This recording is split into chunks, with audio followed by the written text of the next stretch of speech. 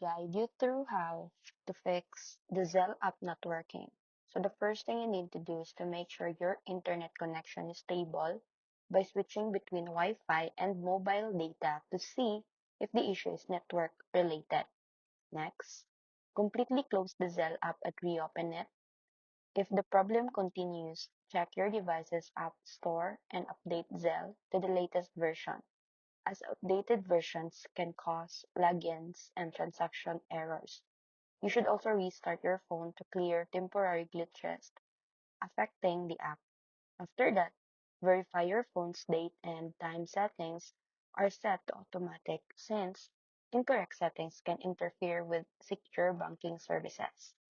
If you're unable to send or receive money, check whether your bank account is properly linked and if your bank is experiencing any service interruptions.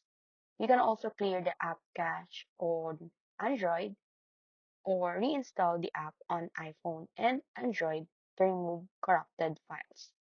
And finally, if none of these solutions work, contact Zelle support or your bank for further assistance.